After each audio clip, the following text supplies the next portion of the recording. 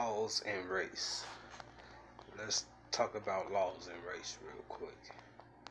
Here in the United States of America,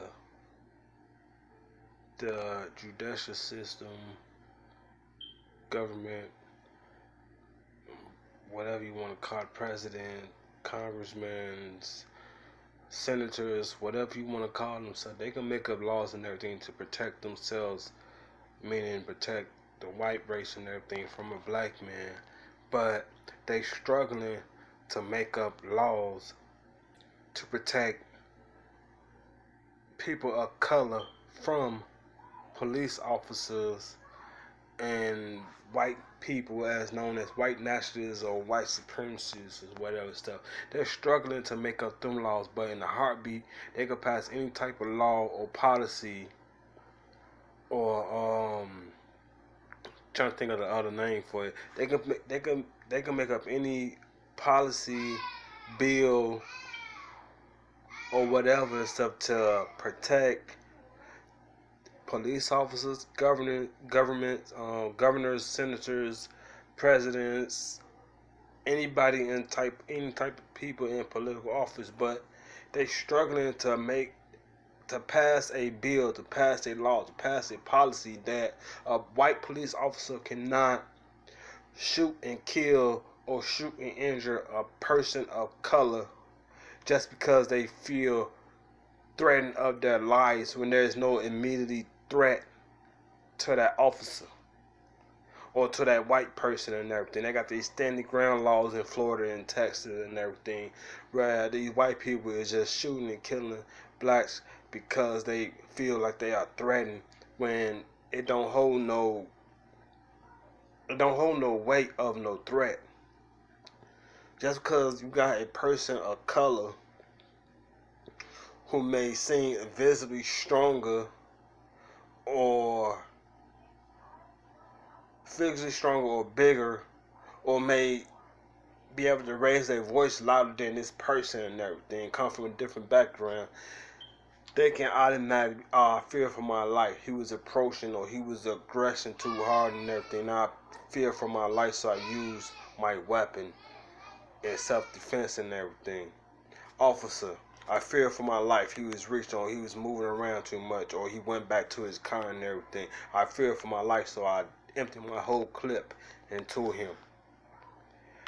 They are struggling to pass any type of protection, policy, act, law that will protect the black community or the people of color community and everything. It's not just blacks that they are killing like dogs or not human in the streets and everything.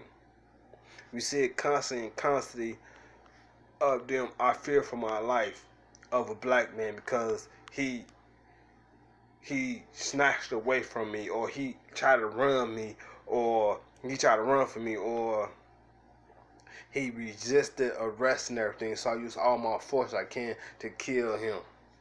But you have a white person who visibly have a weapon in their hand or a weapon in their possession on their hip or in their car and everything, and this person resists arrest, this person resists the officer, this person push and tussle with the officer and everything, and not one time did the officer fear for his life and discharge his weapon, striking, injuring, or killing the white person that they was trying to apprehend or had a confrontation with.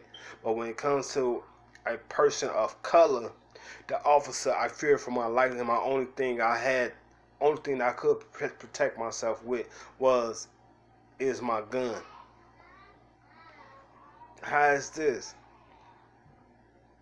They can make any type of law to protect white police officers, white senators, white governors, white mayors, white presidents, white congressmen, whatever you want to call it in the judicial system. Them bills, if they write up a bill right now, it'll be passed tomorrow before they even read the whole packet. It could be an 800-page packet. They're going to pass the bill tomorrow. But let it be a 200 or 300-page packet of a bill and policy to protect people of color here in the United States of America from law enforcement and white people who feel like they are privileged and entitled to take laws into their own actions. It takes months. It takes years. It takes 50 to 60 years for any type of civil rights to be passed for blacks, and then it's in small quantities of acts that they do pass and everything, with very large loopholes that officers and the white people in the white organizations can get around and get out of trouble with when they get caught. Something ain't right, and it ain't never been right. It ain't never been right for years. Our people, I'm almost 30 years old. My mother is about 56, 57. Been going on when she was born in 1960. Ain't gonna give her whole age around. Ain't gonna get her whole age out. But my mother, in that time frame, my father's mother, she passed when she was 80 years old and everything. I heard some stories. She told me some stories and everything. So my grandmother on my father's side was born when 19, I think it was 1932.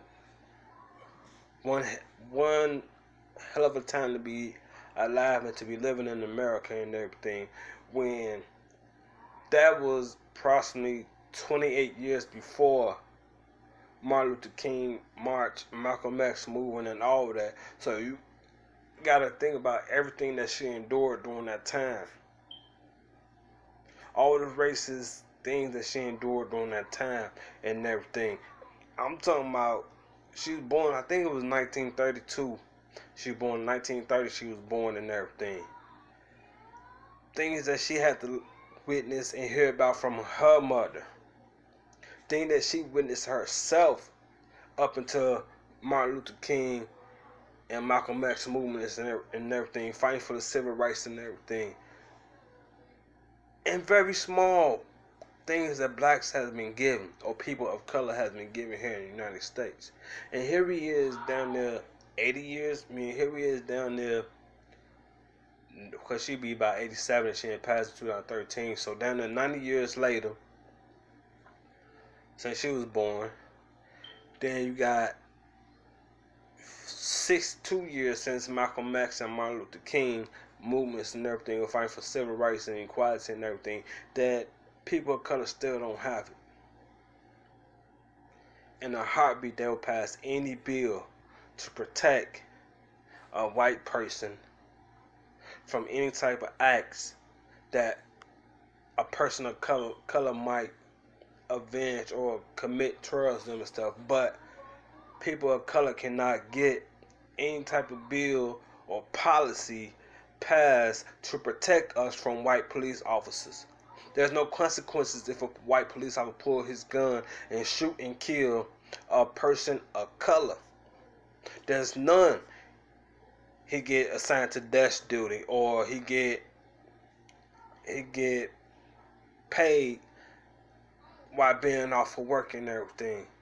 And then when a few months or a few weeks he able to come back after an IA investment, after internal affair investigation and everything, he able to come back to work and everything and possibly kill another black man within months or within a year. Because why?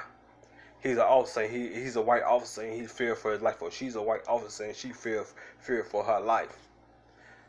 Something ain't right. Something ain't right.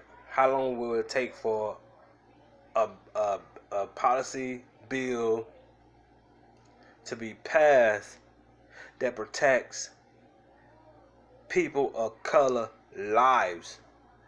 Where's the consequences going to be at for an officer to know that he cannot draw his weapon and kill an unarmed black man, or shoot an unarmed black man or woman or person of color for no reason?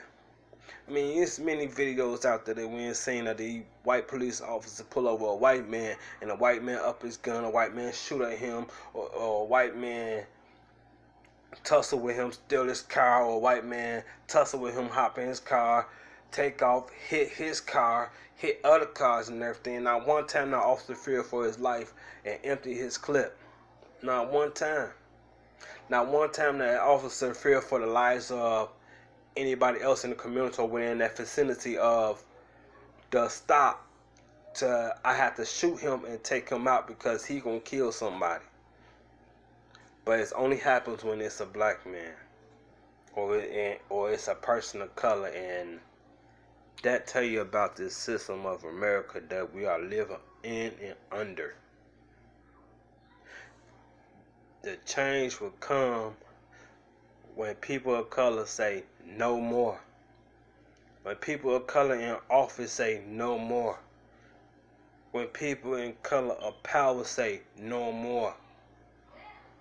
If you're not going to respect people of color and give us the same chances and opportunity, liberty and justice, then we shall take it.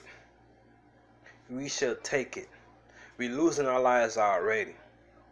Our brothers and sisters, mothers, aunties, nieces, nephews, people of color, we are losing our lives already. So what would be the problem or issue with us taking the same fight that they bring to us when we are calm, cool, collected, respectful, and chill,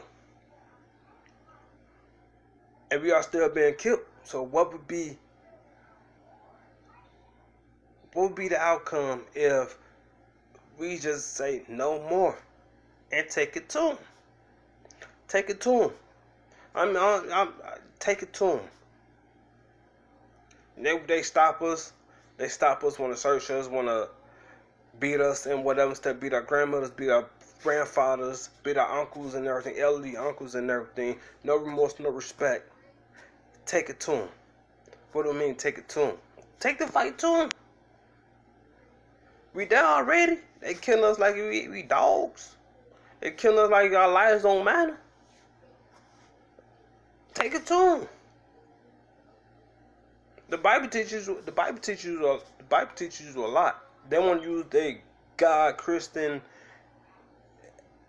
solutions on us and everything, but they don't abide by it. And the Bible say you can fight.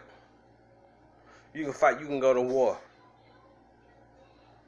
God's on your side. We the children of Israel. God's gonna be on your side. This is Babylon. This is Babylon in America. God gonna be on your side.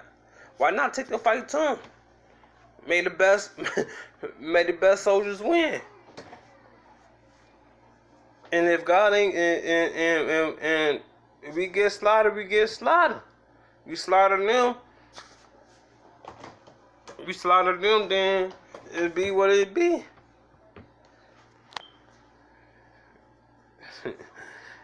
This world is wicked. These people is wicked. These white people is wicked. They ain't never gonna change.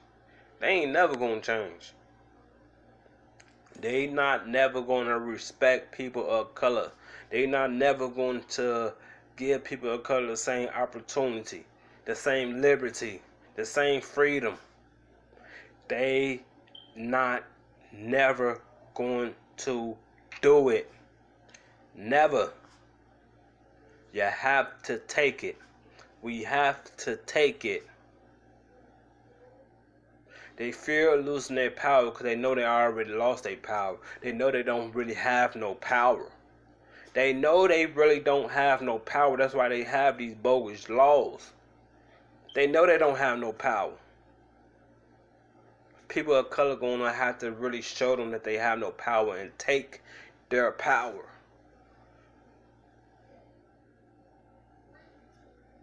That's all, man. I'm Aries. Aries King, as you know it.